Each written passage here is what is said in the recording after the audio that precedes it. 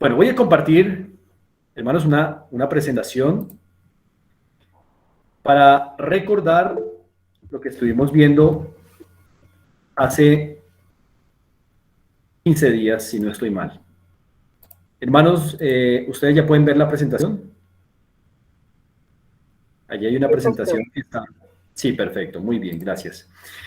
Bueno, mis hermanos, estuvimos viendo la última vez que pudimos compartir la segunda parte de la complementariedad y a través de este tema pudimos ver que Dios ha hecho al hombre y a la mujer en el matrimonio, por un lado iguales en dignidad, porque juntos, hombre y mujer, hemos sido hechos a imagen y semejanza de Dios.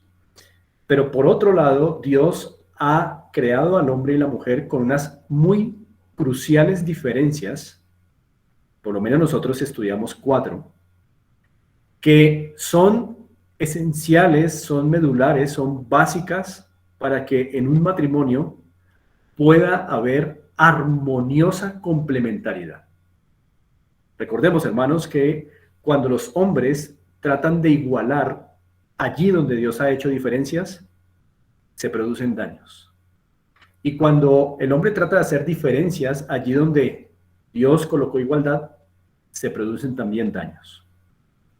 Por eso, hermanos, en nuestros matrimonios necesitamos conservar la igualdad allí donde Dios dio igualdad y preservar, asumir, experimentar las diferencias allí donde Dios colocó diferencias.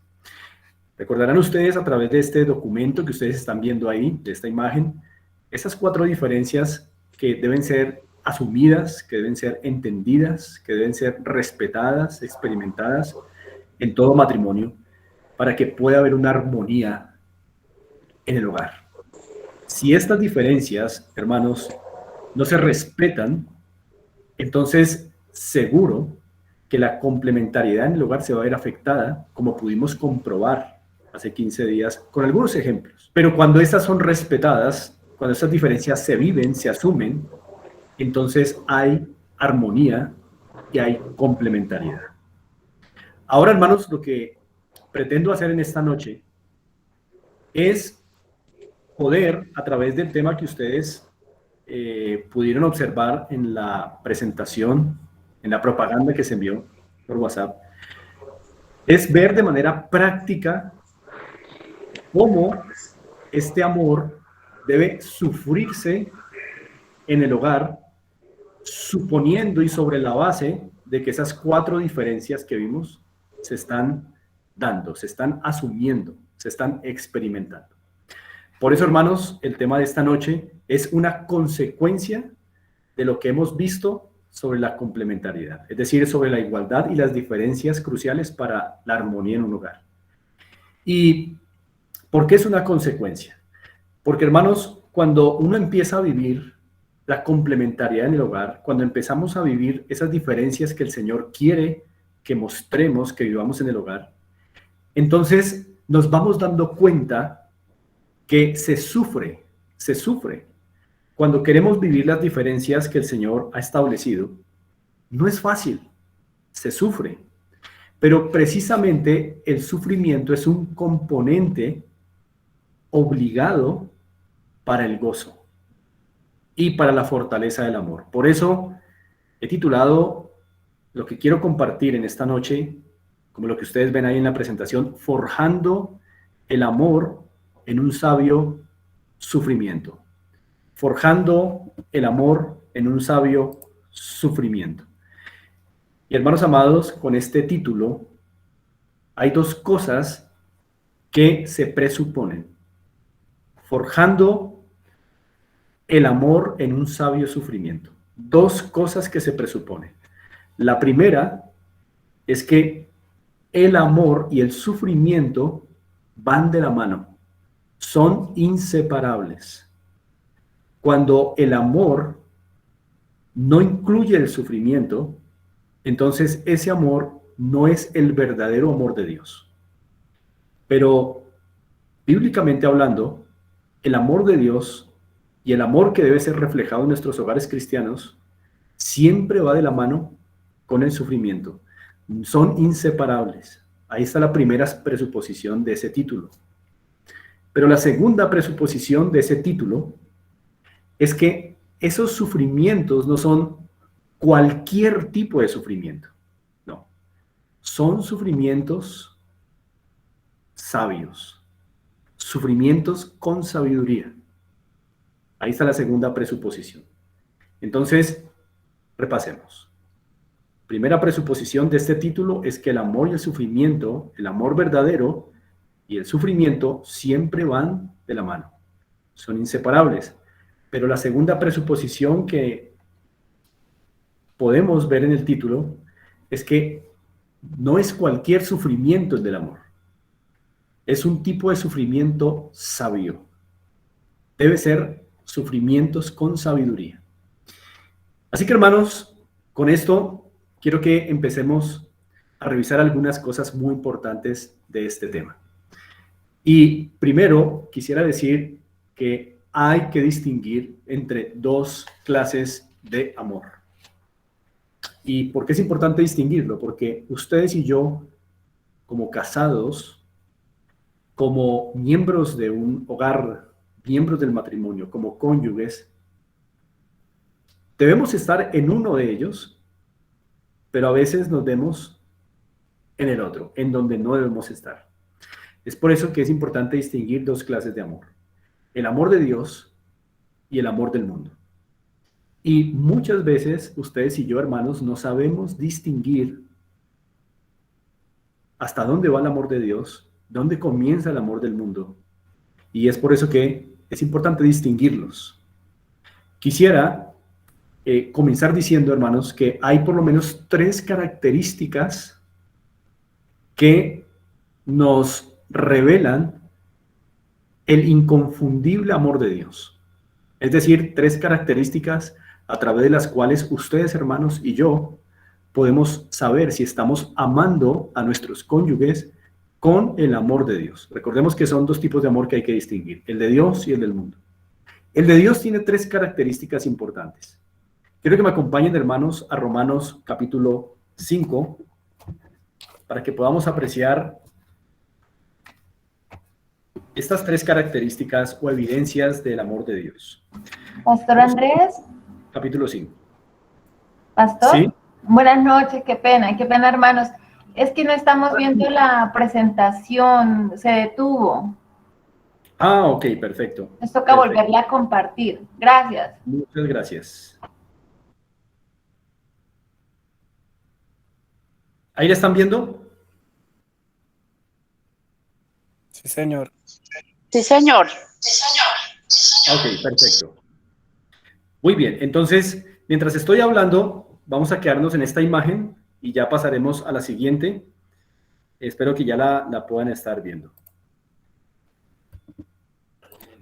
Muy bien, vamos a ir a Romanos capítulo 5. Muchas gracias, Cindy, por ayudarme con esto de la presentación. Romanos capítulo 5, versículo 5. Dice así Romanos 5:5. Y la esperanza no avergüenza, porque el amor de Dios, ahí está, el amor de Dios, ha sido derramado en nuestros corazones por el Espíritu Santo que nos fue dado. Primera característica del amor de Dios: es un amor sobrenatural. Aquí ya podemos ir haciendo una distinción entre el amor del mundo y el amor de Dios. El amor de Dios es sobrenatural. ¿Por qué? Porque el pasaje de Romanos 5:5 afirma que el amor de Dios no viene con nosotros por naturaleza, sino que es dado de afuera. Ustedes lo notaron en el verso 5. El amor de Dios ha sido derramado, es decir, que viene de fuera, ha sido derramado en nuestros corazones por el Espíritu Santo. ¿Cuál es la implicación de esta característica? Que el amor de Dios, cuando se experimenta en el corazón, logra también cosas sobrenaturales. Primera característica. La segunda la vemos en el versículo 8 del mismo capítulo. Dice así: mas Dios muestra su amor. Es decir, que aquí está hablando otra vez del amor de Dios. Mas Dios muestra su amor para con nosotros. ¿Cómo? en que siendo aún pecadores, Cristo murió por nosotros. Cristo murió por nosotros. Eso quiere decir, hermanos, que este segundo pasaje nos revela una segunda gran característica del amor. Y es que definitivamente la expresión del amor de Dios es sacrificial. Entonces, es sobrenatural, pero también es sacrificial. El amor de Dios es sobrenatural, pero también es sacrificial. Es decir, siempre se muestra sacrificial, o lo que estamos llamando aquí, en esta clase de hoy, se muestra sufrido. Lo notamos en el verso 8 otra vez por el hecho de que se dice que Dios muestra su amor en que Cristo murió por enemigos, por nosotros, siendo aún pecadores. Eso quiere decir que el amor de Dios siempre va de la mano con el sacrificio. Es sacrificial. Entonces ya hemos visto dos características del amor de Dios: sobrenatural y sacrificial. Vamos a ver una tercera característica en Colosenses. Vamos a ir a Colosenses capítulo 1. Quisiera que algún hermano o alguna hermana que están aquí conectados nos ayudaran con la lectura, o me ayudara con la lectura de Colosenses capítulo 3, versículo 14, por favor. Colosenses 3, 14. Listo, hermano. Gracias, hermano.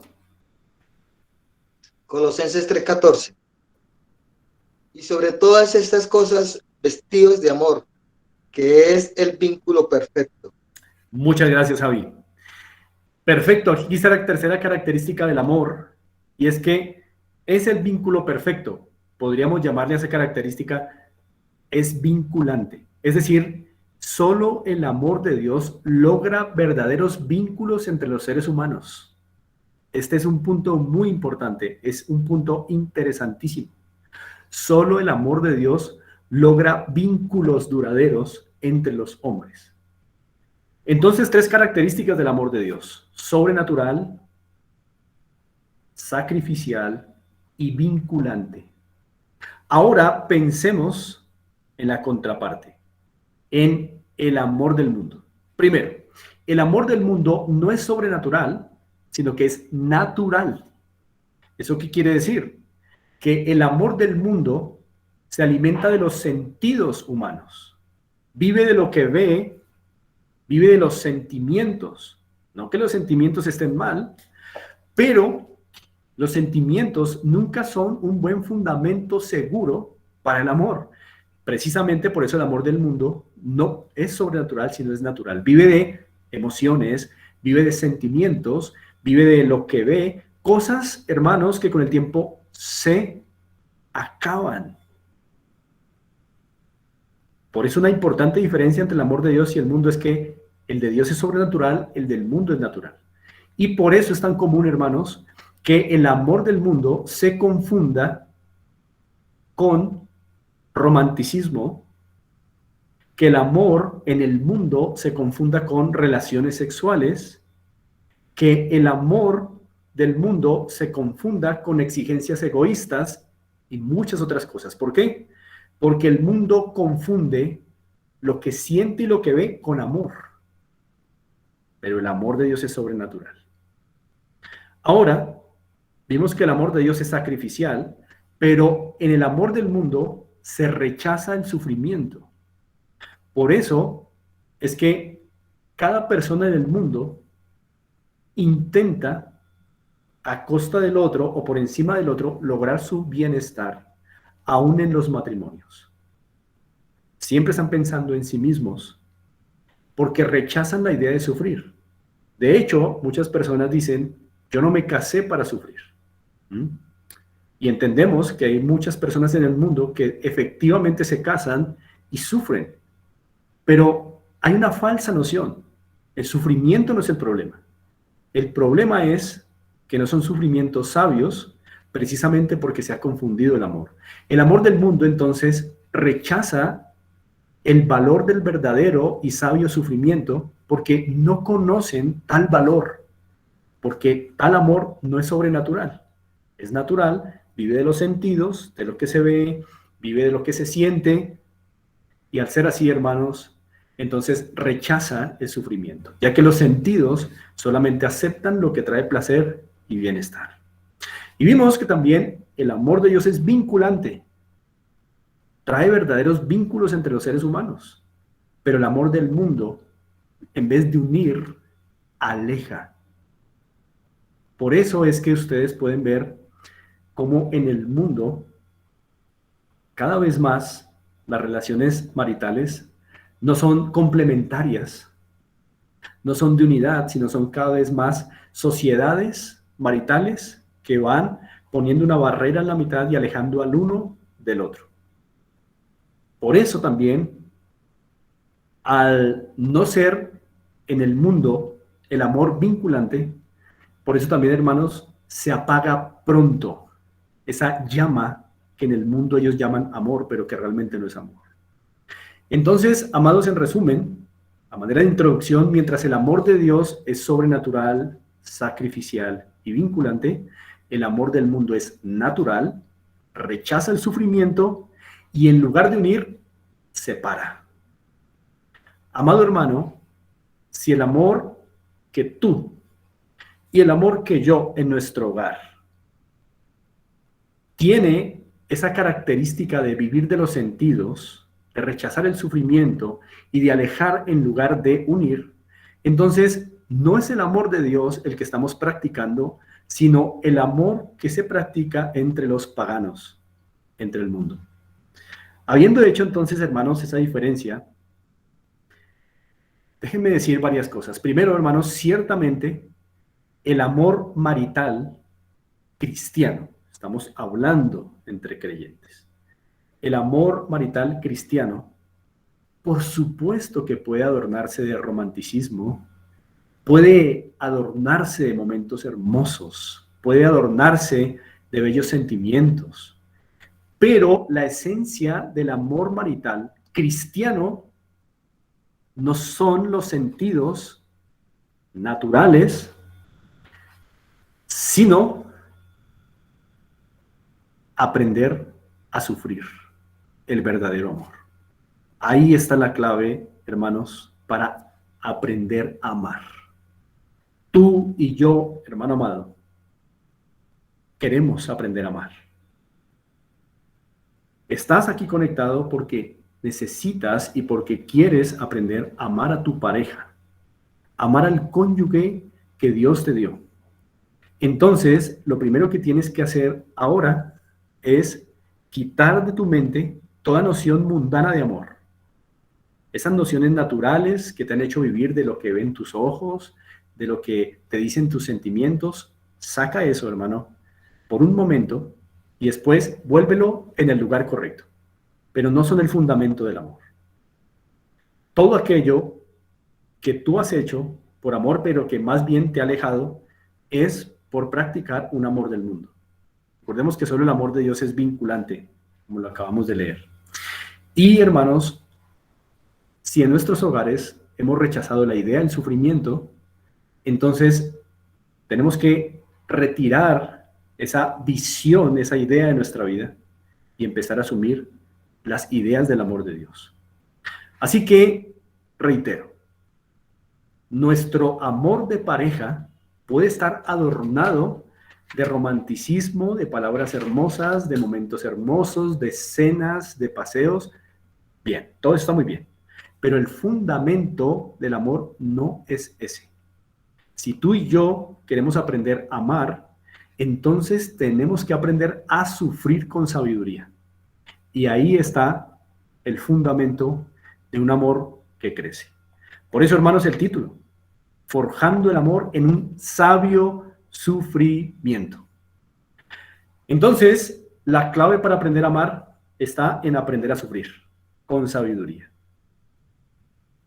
Así que una buena clase sobre el amor siempre tendría que comenzar por cómo sufrir inteligentemente. Cómo sufrir con sabiduría el amor. Así que, hermanos, no nos cansemos de esta noción de sufrimiento, porque ahí está la clave del amor en nuestros hogares, en nuestros matrimonios. Entonces, adoptamos la idea de sufrir sabiamente y lo que estamos adoptando es un bien para nuestro hogar, para nuestra iglesia, para nuestra sociedad. Pero rechazamos la idea de sufrir y lo que estamos rechazando a la postre es el amor, porque el amor y el sufrimiento son inseparables. Así que tal vez, si aquí hay hermanos amados, solteros, amados hermanos que no se han casado, pero si la razón por la cual no te has casado es que no quieres sufrir, entonces lo que estás diciendo es que no quieres amar. Y de fondo, lo que estás diciendo es que no te interesa el amor de Dios puesto en práctica. Por eso, hermanos, tenemos que casarnos con la idea de que el sufrimiento es un camino obligado para amar, pero sufrir sabiamente. Ahora, hermanos, cuando yo estoy diciendo sufrir con sabiduría para aprender a amar, estoy implicando que existen sufrimientos sin sabiduría. Ciertamente en los matrimonios se puede sufrir sin sabiduría. Y no es a esos sufrimientos no sabios o desprovistos de sabiduría que me estaré refiriendo. Me estaré refiriendo es a un tipo de sufrimientos en el matrimonio que son sabios, sufrimientos sabios. Déjeme darle algún ejemplo para que podamos tener esa noción clara. En el matrimonio debemos sufrir con sabiduría. No me estoy refiriendo a todo tipo de sufrimientos, no. Ciertamente hay sufrimientos que no deberían sufrirse en un hogar, en un matrimonio. Pero hay un tipo de sufrimientos que sí deberían asumirse como un privilegio para aprender a amar. Quiero que vayan conmigo, hermanos, a Proverbios para darnos una idea de qué es sufrir con sabiduría. Vamos a Proverbios capítulo 27.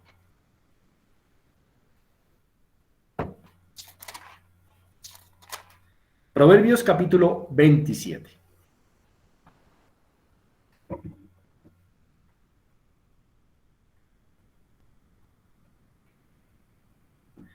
Bien, espero que estén allí. Proverbios capítulo 27.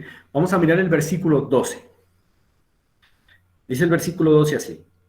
Proverbios 27, 12. El avisado ve el mal y se esconde, mas los simples pasan y llevan el daño. Noten, hermanos, que en este proverbio hay un contraste entre alguien que es avisado, y en este contexto puede ser sinónimo de sabio, y el simple, que en este contexto es alguien torpe. El sabio y el torpe, el avisado y el simple. Y vemos, hermanos, que el avisado aquí evita un sufrimiento, pero el simple sufre. Ahora, el sufrimiento del simple es que ve el mal y no se esconde, sino que pasa por ahí. Obviamente, dice el proverbio, lleva el daño. Pero ve el mal y pasa por allí y luego sufre las consecuencias. Mientras que el avisado ve el mal de lejos y se esconde. Así que, amados hermanos, estoy hablando de que sufrir con sabiduría no es sufrir por causa de la negligencia y de los pecados propios. Ese tipo de sufrimientos no son los que yo estoy contemplando en este tema. Se puede sufrir como el simple en un matrimonio. Se ve el mal y todavía se mete uno ahí y después recibe el daño. Quien se metió en el pecado y recibe el daño, su pareja también. Porque somos una sola carne, en nuestro hogar, en nuestro matrimonio. Más particularmente. Así que sufrimientos sabios no son aquellos que son el resultado o la causa de nuestra negligencia o de nuestros pecados. Los sufrimientos sabios, entonces, son aquellos que providencialmente el Señor nos permite para crecer en amor. Y estos no son como consecuencia de nuestros pecados ni de nuestra negligencia. Así que hemos visto este proverbio en donde vemos que alguien sufre, pero no sabiamente, sino sufre por ser tonto, por ser torpe, porque viendo el mal pasa por allí y luego recibe el daño. Pero también vemos que alguien sabio evita ese tipo de sufrimiento al ver el mal. Entonces, aprender a amar implica aprender a sufrir, pero sabiamente. Y la pregunta entonces es, ¿cómo se sufre sabiamente? ¿Qué es sufrir con sabiduría el amor y cómo sufrir así nos ayuda a desarrollar el amor en pareja? Quiero que me acompañen a Primera de Pedro, capítulo 2, porque aquí hay un interesante pasaje, importante más que interesante, que nos ayuda a entender cómo sufrir sabiamente. Primera de Pedro, capítulo 2.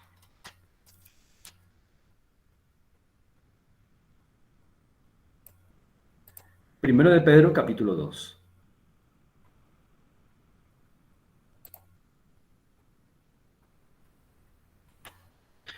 Muy bien. Si estamos ubicados ahí, vamos a leer versos 20 y 21. Primero de Pedro, capítulo 2, versos 20 y 21. Leo a favor de ustedes. Dice así: Pues, ¿qué gloria es si pecando sois abofeteados y lo soportáis? Mas, si haciendo lo bueno sufrís y lo soportáis, esto ciertamente es aprobado delante de Dios.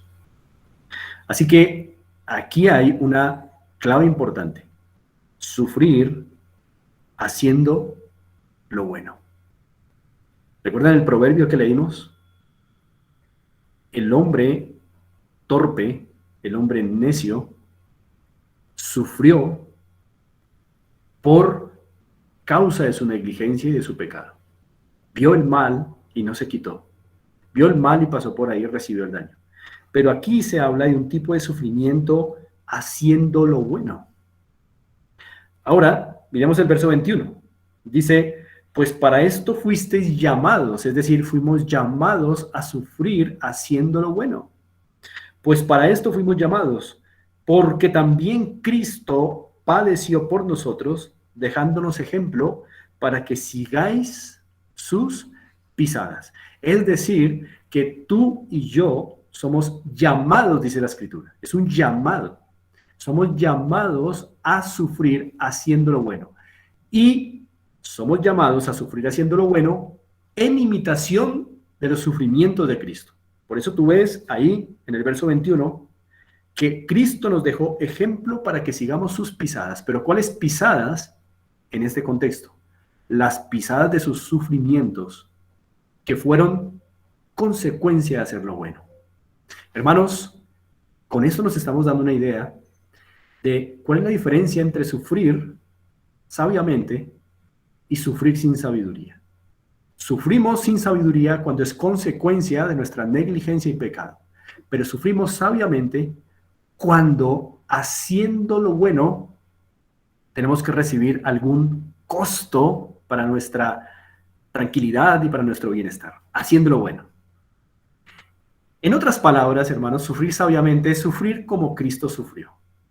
Y por eso quiero, hermanos, que en dos patrones, primero miremos cómo Cristo sufrió y luego de ahí veamos cómo esto se aplica a esposo y a esposa, y de ahí entonces poder de manera práctica entender cómo sufrir el amor para amar más en nuestros matrimonios.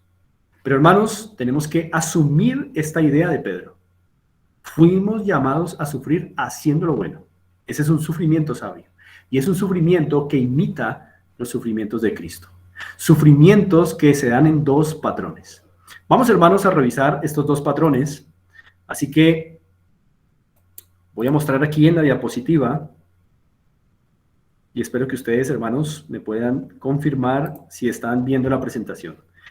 ¿Ha cambiado la presentación? Sí, señor. Perfecto.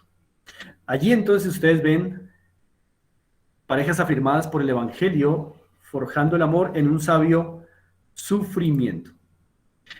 Ahora, ahí en lo que vamos a ver, hermanos, en lo que estamos viendo en nuestras pantallas, podemos notar que el patrón del sufrimiento de Cristo es, por un lado, lo que podríamos llamar sufrimientos activos, que son sufrimientos en los que Cristo vivió para el otro, por decirlo de alguna manera. Cuando hablamos de sufrimientos activos, hablamos de lo que se vive, por eso activos, de lo que se vive, de lo que se hace para el otro, vivir para el otro.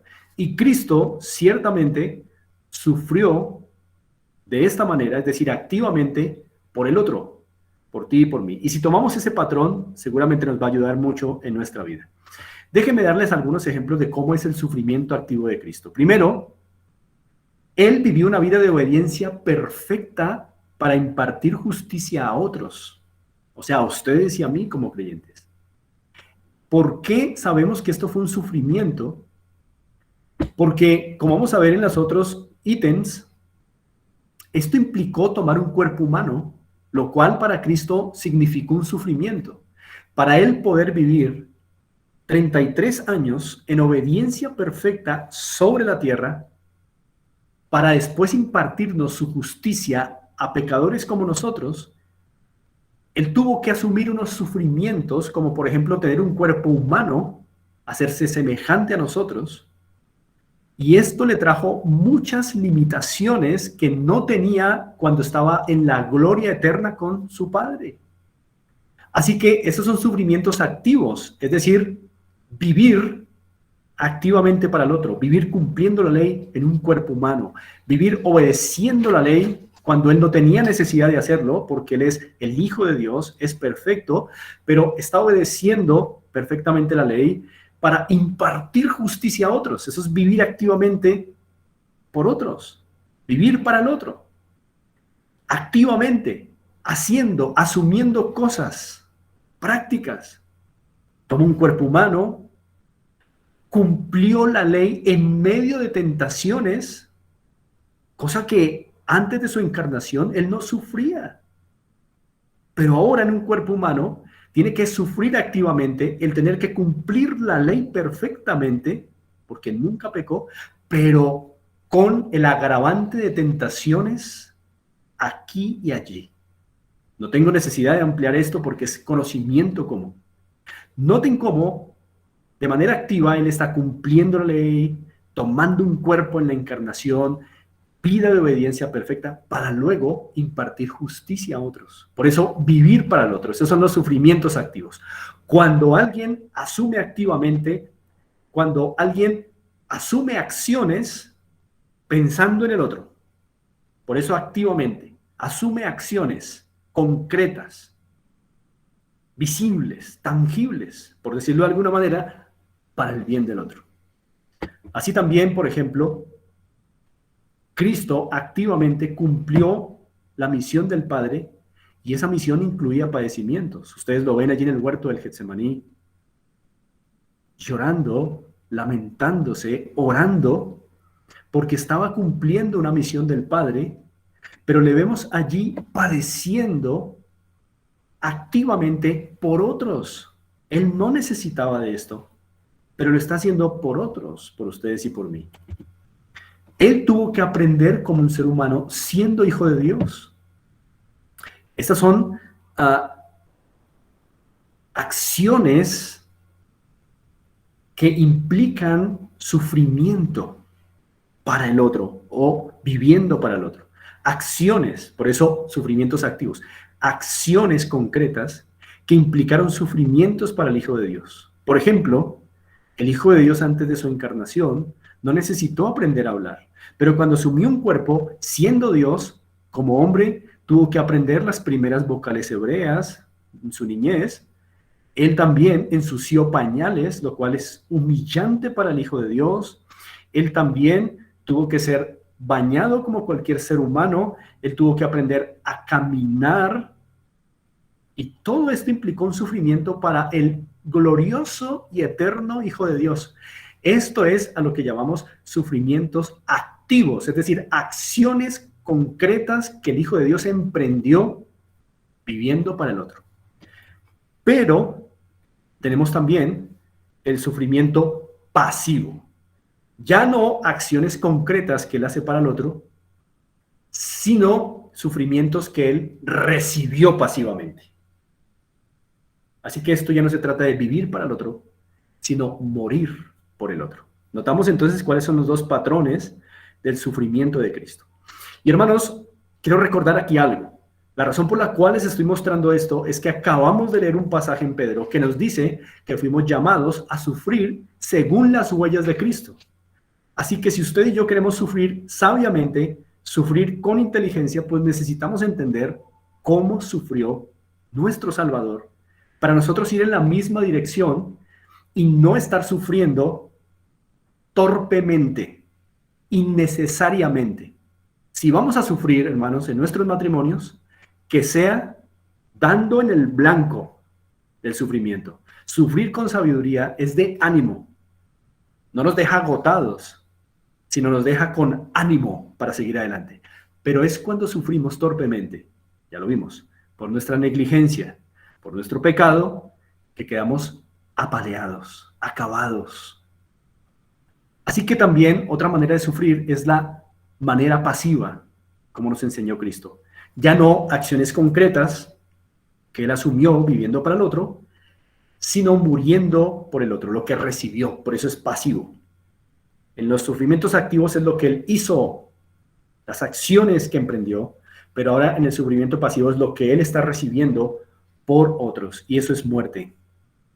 La muerte en la cruz es un sufrimiento no activo, sino pasivo. Es lo que allí estaba recibiendo toda la ira de Dios sobre sí por el pecado de otros para solucionar la situación de otros, del otro.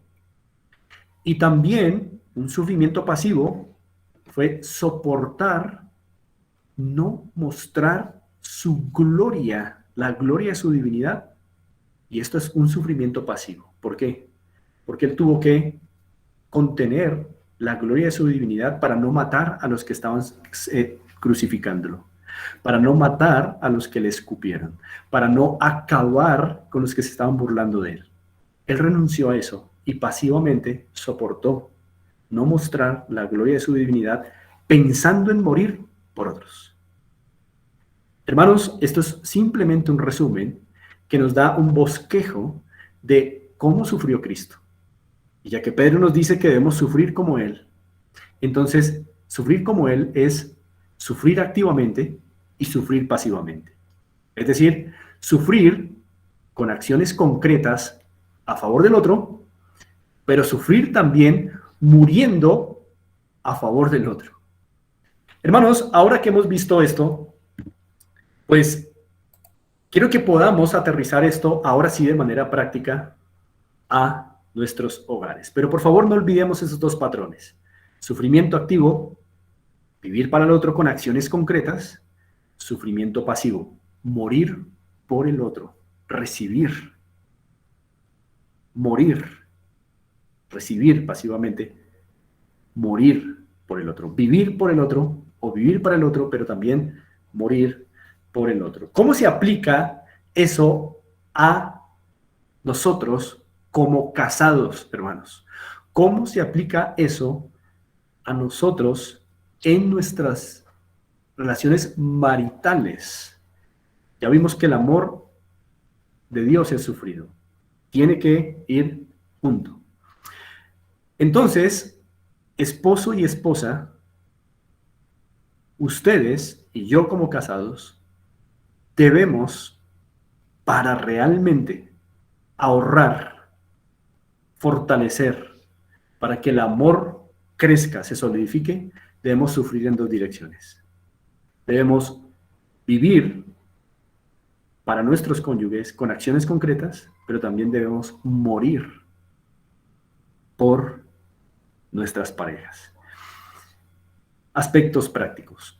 Hoy, hermanos, seguramente solamente vamos a alcanzar a ver cómo el esposo cómo el esposo sufre tanto activamente como pasivamente por su esposa. Seguramente no vamos a alcanzar a ver cómo la esposa sufre activamente y pasivamente por su esposo, pero hoy seguramente vamos a alcanzar a cubrir el asunto de cómo un esposo sufre sabiamente por su esposa, activa y pasivamente, para que el amor se fortalezca y se solidifique. Recordemos, hermanos, la clave para entender el amor, o la clave para aprender el amor, es aprender a sufrir sabiamente, tanto activamente como pasivamente, es decir, viviendo para el otro y también muriendo por el otro.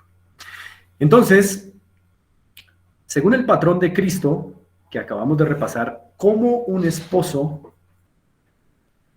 sufre sabiamente por su esposa, a lo que le llamaremos entonces primero el sufrimiento activo. Cómo un esposo, así como hizo Jesús, lleva a cabo acciones concretas, vive para el otro. Cómo un esposo vive para su esposa. Cómo un esposo sufre activamente con acciones concretas para su esposa, para que el amor se fortalezca. Esto es trabajo duro, es trabajo intenso, y vamos a ver ese trabajo intenso en el sufrimiento del esposo por la esposa antes de ver el de la esposa por el esposo. Entonces, hermanos, si ustedes están viendo allí la presentación, ¿la siguen viendo? Sí, señor. Sí, señor. Bien, perfecto. Entonces, ahí en la presentación, el sufrimiento activo de un esposo es viviendo para ella. ¿Pero cómo? Recordemos que el patrón es Cristo, no el mundo. Seguramente mucho de lo malo que hemos visto en nuestros hogares es por meter ideas del amor mundano a nuestro hogar. No podemos amar así. Y como el amor está ligado al sufrimiento, tenemos que aprender a sufrir como Cristo sufrió. Por eso estamos usando a Cristo como patrón, al Evangelio como patrón. Así que, amados esposos, muy atentos, vamos a hablar del sufrimiento activo, es decir, vivir para el otro. Acciones concretas que se emprenden para el otro. Primero, modelar justicia para proyectar justicia. Recordemos, hermanos, que esto fue precisamente lo que hizo Cristo. Cristo, primero que todo, fue justo y lo demostró venciendo la tentación, cumpliendo la ley perfectamente, siendo perfecto en sus pensamientos, palabras, obras, en todo. Fue justo para después justificar a los pecadores como usted y como yo. Noten la dinámica. Primero él sufrió asumiendo un cuerpo y en cuerpo obedeció en medio de tentaciones, en medio de pruebas, y así nos mostró que era justo y por ello pudo justificarnos.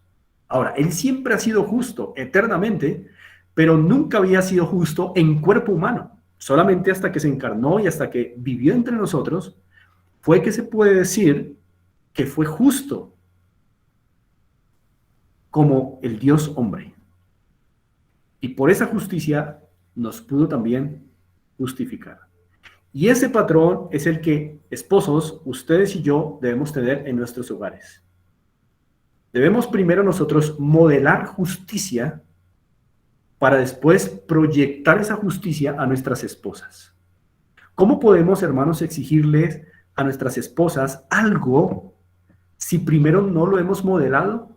No es correcto, no es el patrón. Recordemos, Cristo sufrió asumiendo un cuerpo para en cuerpo mostrar que era justo y así poder justificarnos. El modelo es el mismo.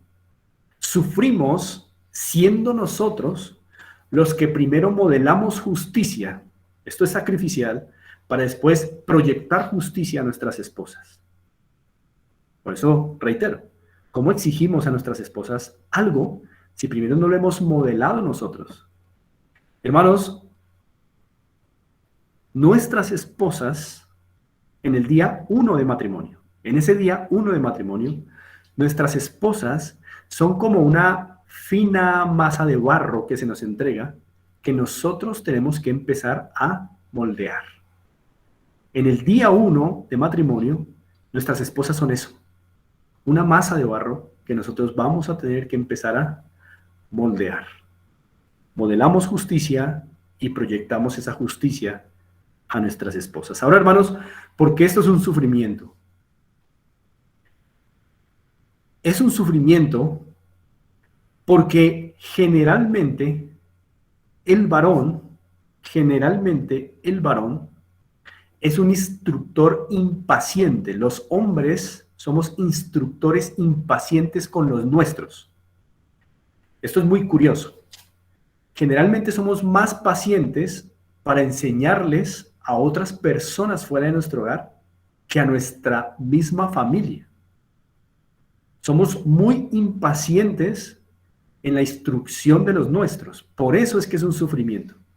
Debido a que esto es como algo muy natural en nosotros los esposos, de que a veces no instruimos con paciencia a los nuestros, ni a nuestras esposas, ni a nuestros hijos, y tenemos como más disposición para entrenar con paciencia a otros, pero no a los nuestros. Entonces, por eso nos es un sufrimiento empezar a entender que yo soy el que debo ser justo y debo esperar y tener paciencia por días, por semanas, por meses, tal vez por años, para que mi justicia se proyecte hacia mi esposa y entonces ella empiece a mostrar el brillo de mi justicia. Pueden pasar meses, a veces semanas o a veces años. Hermanos, cada caso es particular, pero el hombre tiene que armarse de valor y ahí sufre, porque generalmente el hombre es impaciente en la instrucción de los suyos. Por eso, reitero, el hombre a veces es más dado a entrenar a otros con más paciencia, pero a los suyos los quiere entrenar rápido y que aprendan ya. Y ahí está el sufrimiento. Ahora, hermanos, esa característica de nosotros los hombres de ser instructores impacientes en nuestro hogar, bien enfocado es bueno. Ciertamente no es algo del todo malo. Bien enfocado es bueno. ¿En qué sentido es bueno? Es bueno en que somos así por naturaleza porque queremos exigir de los nuestros mayores resultados que lo que quisiéramos ver en los demás. Por eso es que en cierto sentido es bueno que seamos más impacientes para instruir a los nuestros o para instruir a nuestra esposa, y bien enfocada, esa naturaleza impaciente puede ser provechosa, porque estamos diciendo, queremos exigir mayores resultados de los nuestros, porque nos interesan los nuestros. Así que esa naturaleza impaciente como instructores, bien enfocada es buena, pero mal enfocada, entonces no nos deja modelar justicia paciente para que nuestras esposas aprendan de nuestra justicia. Recordemos el modelo de Cristo. Entonces, hermanos, ahí tenemos una característica importante. Ustedes también pueden ver ahí en la presentación que otra manera de sufrir activamente por nuestras esposas es identificarnos con ella. Esa es una manera de sufrir activamente. Es una acción concreta. Es buscar activamente las maneras de identificarnos con nuestras esposas. ¿A qué me refiero con eso, hermanos? Cristo tomó cuerpo humano para identificarse con nosotros, no con ángeles, ni con ningún otro ser, sino con nosotros. Es decir, en sus sufrimientos activos, Cristo se encarnó para identificarse con nosotros. Ese patrón nos sirve, amado varón, casado, a usted y a mí, para entender que nosotros, entonces, en nuestro hogar, tenemos que también condescender e identificarnos con nuestras esposas. Es decir, no creernos los machos que estamos en un trono celestial, en el Olimpo, y que allí arriba nadie nos puede bajar. No ser insensibles a los sufrimientos de nuestras esposas.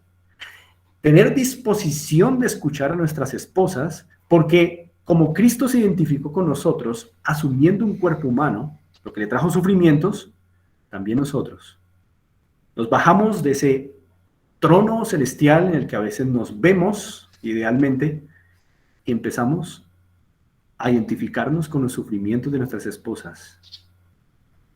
No somos insensibles a sus sufrimientos, les escuchamos. Hermanos, ¿por qué esto es un sufrimiento para un varón? Porque nosotros, los varones, generalmente y por naturaleza, estamos a la defensiva contra todo lo que toca nuestro bienestar y nuestra tranquilidad. Y por eso es que muchas veces preferimos que nuestras esposas sufran solas, preferimos que ellas lloren solas, no queremos escucharlas, no queremos ser sensibles a ellas, no queremos, como hizo Cristo, meternos en el cuerpo de ellas para tratar de entender y experimentar qué es lo que están viviendo.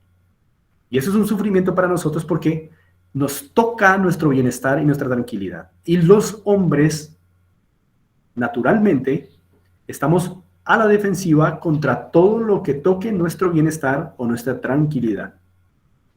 Ahora, hermanos, ese instinto de estar a la defensiva contra todo lo que toque mi bienestar y mi tranquilidad, bien enfocado es bueno. Bien enfocado es bueno. Cuando pensamos corporativamente, es decir, estar a la defensiva contra todo lo que toque el bienestar de mi matrimonio, ahí está muy bien. Por eso los hombres naturalmente fuimos hechos así, estar a la defensiva contra todo lo que toque nuestro bienestar. Entonces, bien enfocada, esa naturaleza varonil de estar a la defensiva contra todo lo que toca nuestro bienestar, es bueno si pensamos corporativamente, o sea, no solo por nosotros, sino por mí y por mi esposa. Cuando pensamos corporativamente, entonces esa naturaleza defensiva contra lo que toca mi bienestar es buena, porque no estoy pensando en lo que toca mi bienestar, sino en lo que toca nuestro bienestar, pensar corporativamente.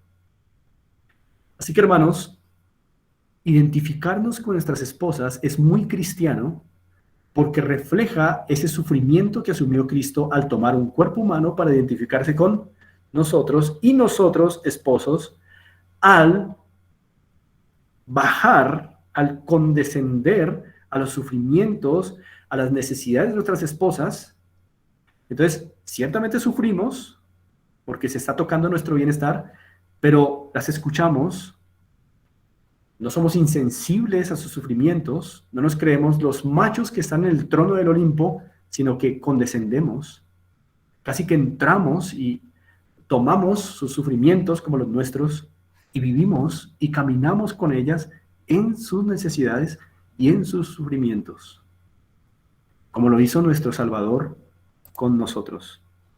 Así que, mis amados, ahí hay una segunda característica práctica de cómo sufrir activamente o vivir para la esposa. Otra más, es fiel en medio de tentación. Hermanos, confirmo, ¿están viendo la presentación? Sí, señor. Sí, señor. Perfecto, muy bien. Sí, señor. Perfecto, muchas gracias. Otra manera de sufrir activamente para ella es ser fiel en medio de tentaciones. ¿Por qué? Porque, hermanos, como vimos, Cristo cumplió la ley perfectamente, o sea, fue fiel a la misión del Padre.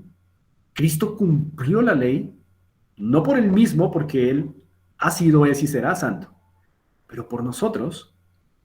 Sin embargo, aunque no pecó, sí fue tentado. Por favor, meditemos en este patrón de sufrimiento de Cristo. Él en todo fue obediente, pero mientras obedecía fue cruelmente tentado. Y salió limpio, no pecó. Cumplió la ley en cuerpo, lo cual le trajo sufrimientos, pero no pecó. Satanás le dijo, mira, convierte esas piedras en pan y come, sacia tu hambre. Sí, sufrió hambre, sufrió el hecho de poder hacerlo y no hacerlo, pero, hermanos, no pecó. Y esto se llama ser fiel en medio de tentación.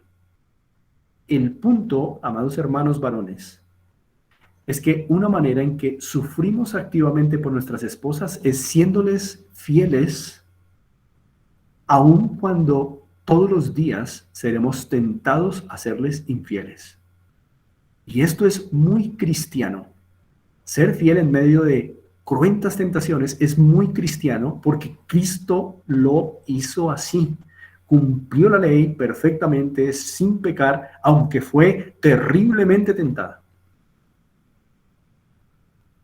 Así que ser fiel en medio de tentación es muy cristiano e imita el sufrimiento activo de Cristo.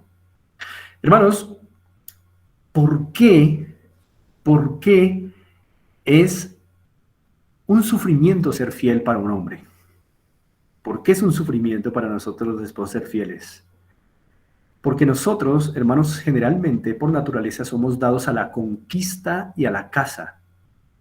Eso está en nuestro instinto, cazar, conquistar. Y esto bien enfocado es bueno, pero somos dados a ser conquistadores y cazadores. En lo que tiene que ver, por ejemplo, hermanos, con lo sexual, los hombres, por supuesto que las mujeres también son tentadas en esta área, pero los hombres en particular, debido a ese instinto que tenemos de ser conquistadores y cazadores, entonces no estaremos satisfechos con una sola mujer que nuestra esposa, sino querremos parecer simpáticos a otras, ¿verdad? Y entonces vamos a ir conquistando y jugando con el pecado y jugando con el fuego, diciendo aquí, diciendo allá, ¿verdad? Y, hermanos, eso no refleja el sufrimiento activo de ser fiel en medio de tentación. Así que, sufrimiento activo de Cristo, de ser fiel en medio de tentación, llevado a la práctica del esposo cristiano, es hacer lo mismo, obedecer al Señor y cumplir la ley en medio de tentaciones. Hermanos, todos los días vamos a ser tentados de mentir a nuestras esposas, todos los días vamos a ser tentados a conquistar mujeres que no son nuestra esposa, a casar mujeres que no son nuestra esposa y tener un gallinerito, pero hermanos, tenemos que aprender como Cristo, siguiendo sus pisadas, a ser fieles en medio de tentaciones. Es normal que vamos a ser tentados, amados hermanos. Es normal. Pero tenemos que aprender a sufrir activamente, siendo fieles con actos concretos en medio de tentación. Ahora, ese instinto, hermanos, de ser conquistadores y cazadores, bien enfocado es bueno. Es bueno, bien enfocado. ¿Cómo así? Bien enfocado es bueno cuando usamos ese instinto conquistador y de caza para traer el alimento y el sustento al hogar y para entrenar a los nuestros, en este caso a nuestras esposas. Cuando usamos ese instinto conquistador para traer bienes a una sola persona, conquistemos. Vamos a conquistar los logros que el Señor nos dé para hacer, para traer bien a nuestra esposa. Vamos a cazar todo lo que afuera sea bueno para traer el bien a nuestra esposa. En ese sentido, ese instinto conquistador y de caza es muy bueno en el caso de querer conquistarlo todo para hacer el mayor bien a una sola mujer, a nuestra esposa.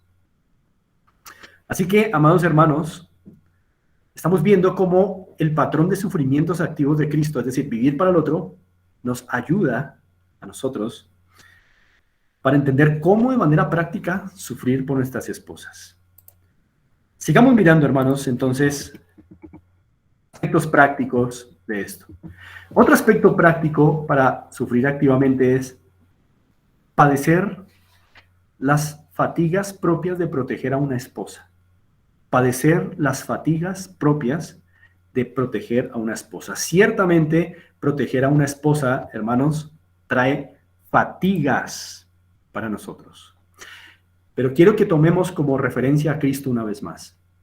Hermanos, Cristo se fatigó bajo el plan del Padre. En muchas ocasiones vimos a Cristo fatigado bajo el plan del Padre, pero le obedeció. Las fatigas de Cristo fueron por ustedes y por mí, que somos su amada. Ciertamente, el tener que salvar y proteger a una esposa va a traer fatigas. De manera práctica, ¿esto qué significa? Significa, mi amado hermano, que a veces vas a tener que llegar cansado a tu casa de una jornada laboral ardua y todavía tener que abrir un espacio para atender a tu esposa. Vas a tener que reducirte en tus gustos personales para comprar a tu esposa lo que ella necesita. Eso es fatigoso. Luego llegar cansado de la casa y atender a la esposa es fatigoso. Pagar cada mes un arriendo tal vez para que la esposa esté bien bajo un techo es fatigoso. Trabajar duro de sol a sol, como decimos coloquialmente, para no dejar que nuestra esposa se exponga al mundo, sino que esté en casa, es fatigoso.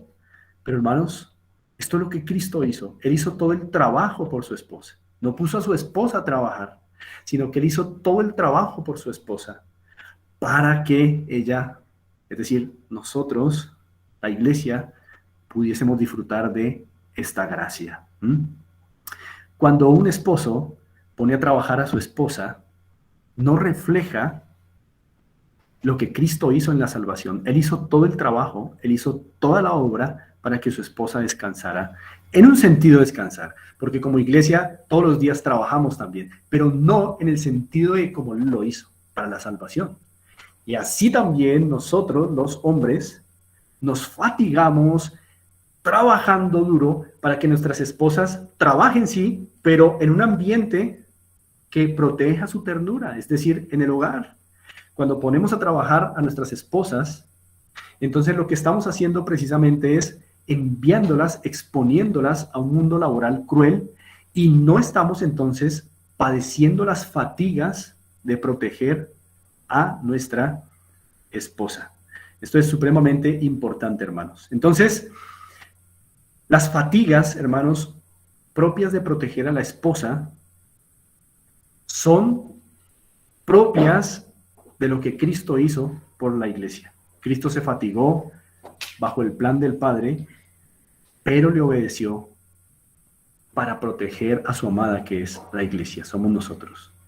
Y hermanos, nosotros tenemos que también padecer las fatigas propias de proteger a nuestras esposas. También es muy fatigoso, hermanos, el hecho de tener que llegar a casa y ver que hay ciertas cosas por solucionar, y nosotros, por evitar el conflicto, por evitar la fatiga del conflicto, entonces huimos. Para evitar la molestia de tener que amonestar a nuestras esposas, huimos. Huimos a la cama, huimos al televisor o huimos a cualquier otra cosa, pero no queremos enfrentar las cosas difíciles de nuestro hogar, y eso es anticristiano.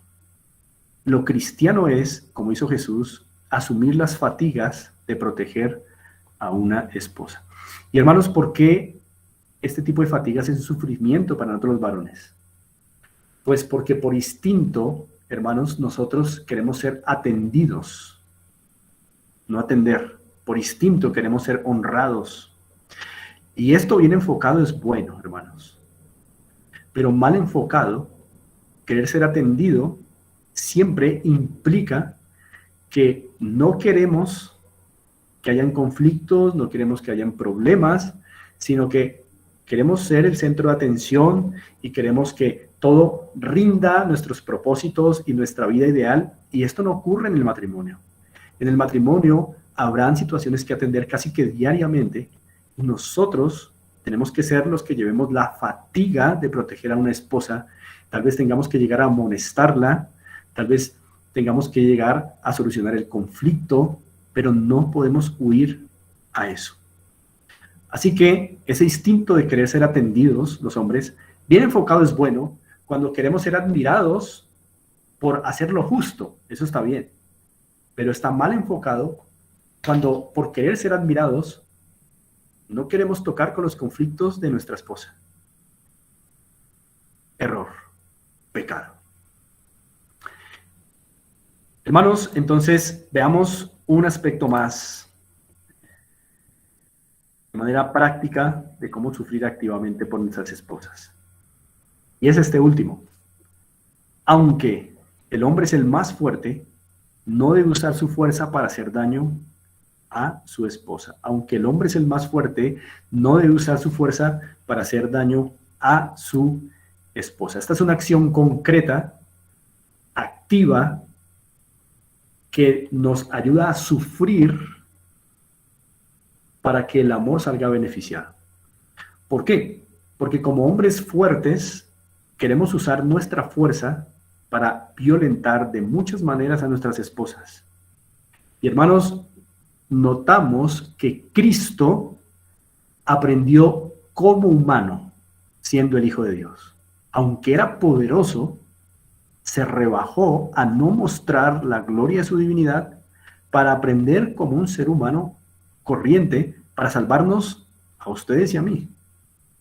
Entonces, noten cómo Cristo voluntariamente, siendo todopoderoso, se redujo en el sentido de no usar la gloria de su divinidad y se sometió a aprender como cualquier ser humano, siendo Dios todavía, siendo Dios, nunca ha dejado de ser Dios.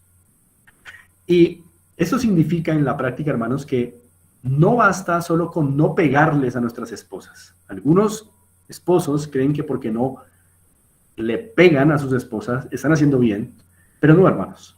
El daño se puede hacer de muchas maneras, no solamente violentando físicamente a la esposa, pero actitudes de desprecio contra ellas, el descuido de nuestras esposas en sus necesidades, la falta de palabras cariñosas, la falta de gentileza y amabilidad para con ellas, la ausencia de caballerosidad para con ellas, la carencia de exclusividad, tratarles como si fueran la única, porque en verdad lo son. Hermanos, la insuficiencia de gratitud para con ellas, la falta de elogios sinceros para ellas, el descuido sexual con ellas, la frialdad en el trato para con ellas, la falta de expresiones para con ellas que revelen que estamos satisfechos con su compañía. Hermanos, todas estas cosas y otras más son golpes duros al corazón frágil de nuestras esposas. Y usamos de esa manera nuestra fuerza, nuestra rudeza, no para defender a nuestras esposas, sino para dañarlas. Usamos nuestra rudeza para ser fríos, para ser descuidados, para despreciar a nuestras esposas, para no ser caballerosos, para no tratarles con exclusividad, para no tener palabras de gratitud, de elogios, y esos son golpes fuertes, aunque no sean en las mejillas, en los ojos, son golpes fuertes al alma de nuestras esposas. Y vemos en Cristo otro patrón, que Él, siendo todopoderoso, se redujo en el sentido de no mostrar la gloria de su divinidad para identificarse con nosotros, como ya vimos, y para aprender con nosotros, humanamente hablando. Ahora, el hecho de que seamos rudos es una virtud que bien enfocada sirve mucho, hermanos. Ciertamente. El sufrimiento, entonces, consiste en que, aunque somos los más fuertes, no debemos usar nuestra fuerza para hacer daño a nuestras esposas. ¿Y por qué es un sufrimiento? Pues porque por naturaleza nosotros queremos ser siempre toscos, fríos, duros, rudos. Hermanos, la rudeza es una virtud masculina que debe ser bien enfocada. ¿Y cómo es bien enfocada? Cuando se usa para proteger con rudeza a nuestra familia. Cuando se utiliza para proteger con rudeza de los ataques del enemigo y de los ataques de Satanás nuestros matrimonios. Ahí es donde hay que ser rudos, ahí es donde hay que ser fuertes, pero no contra nuestras esposas. Así Cristo, siendo todopoderoso, se hizo débil para salvar a su esposa, pero es fuerte contra el enemigo y por eso en él hallamos un rey protector. ¿Mm? Y eso es lo que debemos hacer. Por último, hermanos, recordemos que no solamente se trata de sufrimientos activos, como los que acabamos de ver, sino también de sufrimientos pasivos. Y hay un solo sufrimiento pasivo que nosotros debemos asumir. El de Cristo fue pasivamente morir por el otro. Así como en el sufrimiento activo vimos acciones concretas que debemos llevar a cabo, en el sufrimiento pasivo morimos pasivamente por el otro. ¿Y qué significa eso, hermanos? Que nosotros como varones primero debemos llevar sobre nuestros hombros los pecados de nuestras esposas. Cuando vemos sus imperfecciones, cuando vemos sus pecados, no las violentamos como si fuésemos perfectos. No, asumimos con dolor sus pecados, pero los llevamos en nuestra cruz y tomamos entonces su pecado para salvarlas a ellas. ¿Cómo? Bueno, primero, soportando, hermanos, los pecados de nuestras esposas sobre nuestra propia cruz. Soportando sus pecados sobre nuestra propia cruz. Es decir, casado, cuando ves el pecado de tu esposa, no quieras salir corriendo. No quieras quejarte ante otros de ella. No quieras irte de casa, sino asume que tu esposa tiene pecados, como tú también, que nuestras esposas tienen pecados como nosotros, pero que nosotros somos llamados a morir por ellas. Ese es nuestro sufrimiento pasivo, morir. Soportamos los pecados de nuestras esposas y los asumimos como si fueran nuestra responsabilidad. Es decir, asumimos que nuestras esposas son como son porque nosotros lo hemos permitido y lo llevamos nosotros y lo solucionamos nosotros en un sentido. Por eso, sigue ahí en nuestra presentación, no solo soportar sus pecados, sino instruirlas. Cuando vemos su pecado, las instruimos con paciencia y con doctrina. Quiero que me acompañen, por favor, a 2 Timoteo, capítulo 4:2. 2 Timoteo 4:2. Vamos a ir a este precioso pasaje que nos da esta pauta importante. 2 Timoteo, capítulo 4, versículo 2. Dice así: que prediques la palabra, que instes a tiempo y fuera de tiempo, redarguye, reprende o regaña, exhorta, pero miren, con toda paciencia y doctrina. Con toda paciencia y doctrina. Y aquí hay una pauta importante. Está la voluntad de Dios. Así hace Cristo con su iglesia. La instruye con paciencia y doctrina. Y así ustedes y yo, varones, que vemos pecados en nuestras esposas, los asumimos como nuestros pecados, nuestra responsabilidad, y las salvamos instruyéndolas con paciencia y con doctrina. Es decir, entendiendo que ellas no van a aprender de un día para otro, por lo cual debemos soportar, pero también sabiendo que entre más fieles seamos a la doctrina, esa palabra Dios la va a usar para hacer su trabajo en nuestras esposas, y es la manera de salvarlas de su propio pecado, instruyéndolas con paciencia y doctrina y soportando mientras ellas van aprendiendo. No podemos entonces ser déspotas, duros y crueles con nuestras esposas frente a sus pecados. Recuerden, sufrimientos pasivos, morimos por ellas. Ya vimos, vivimos por ellas, pero también morimos por ellas. Nos reducimos y aceptamos sus pecados como los nuestros. Eso es morir. Y en ese morir las instruimos con paciencia y doctrina, pero también las reprendemos, pero con consuelo. Las regañamos, pero con palabras consoladoras. Vamos a mirar 2 Tesalonicenses, capítulo 1. 2 Tesalonicenses, capítulo 1, versículo 11, un texto que ya hemos leído en otras ocasiones. Perdón, no es segunda a los tesalonicenses, sino primera a los tesalonicenses. Primera a los tesalonicenses, capítulo 2. Primera a los tesalonicenses, capítulo 2, versículo 11. Primera a los tesalonicenses, capítulo 2, versículo 11. ¿Algún hermano o alguna hermana aquí conectados que por favor me ayuden con esa lectura? Primera a los tesalonicenses 2, 11.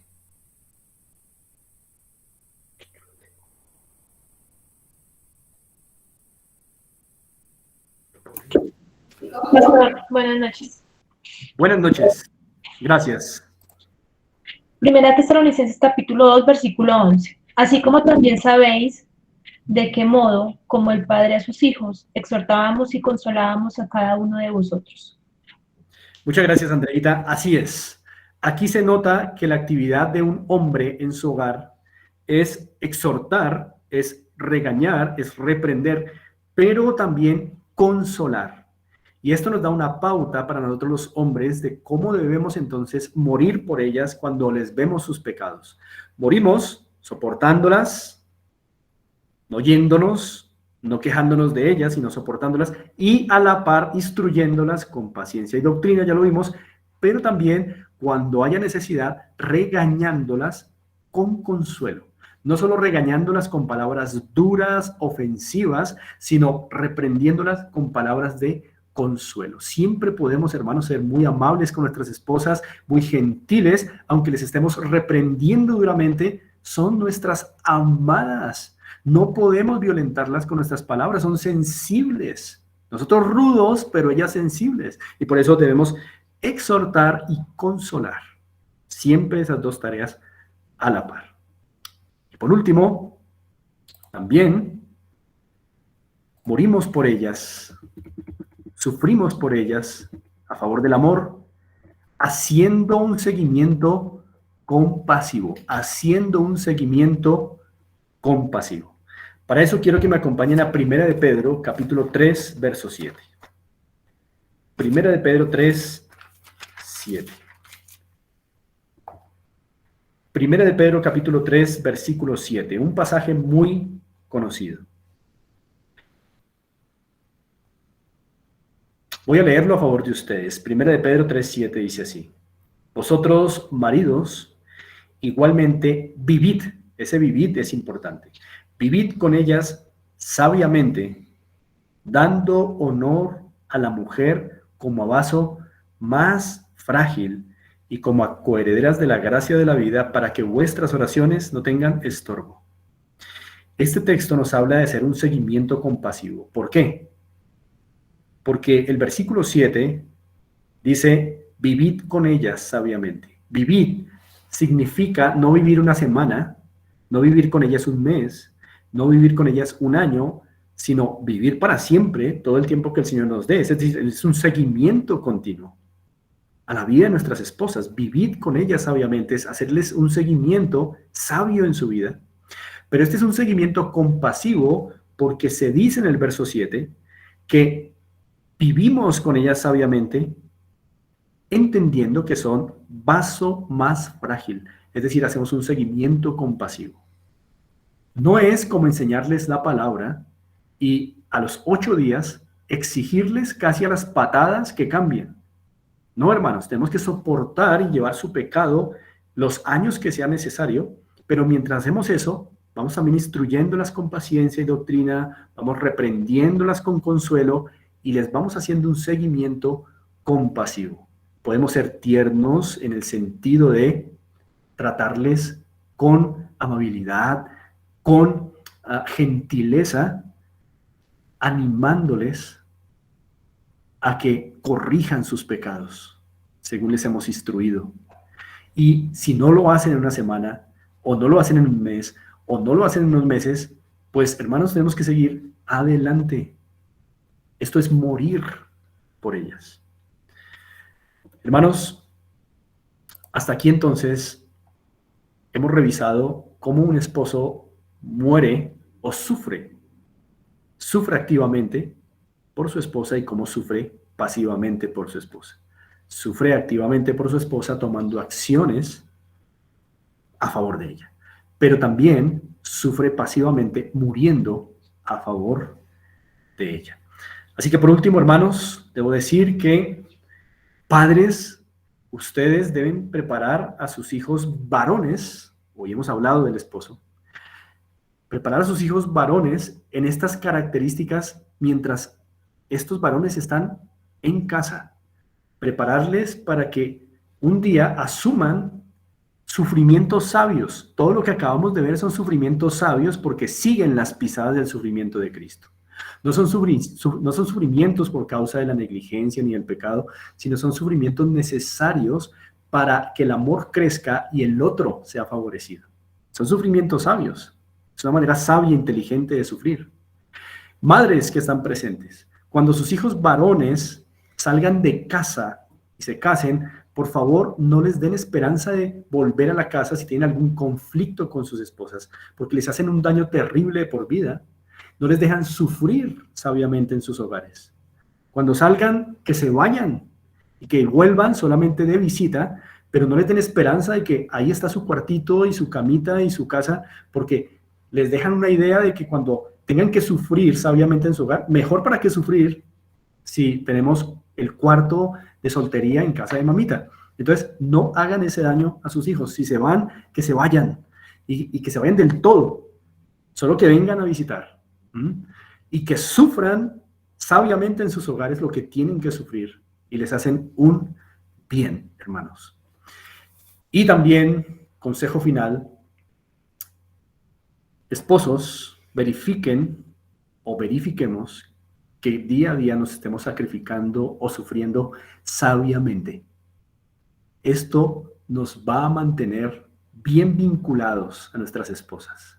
Entre más sufrimos por ellas, más nos vinculamos a ellas, porque el amor de Dios es vinculante, es sufriente, es sobrenatural, y entre más sufrimos, la paradoja es que más amamos. Menos sufrimiento, menos amor, más sufrimiento, más amor. ¿Queremos amar a nuestras esposas? Pues suframos más por ellas. Y, hermanas, ¿cómo ustedes sufren el amor? Dios nos permita ver esto en nuestra próxima lección de parejas.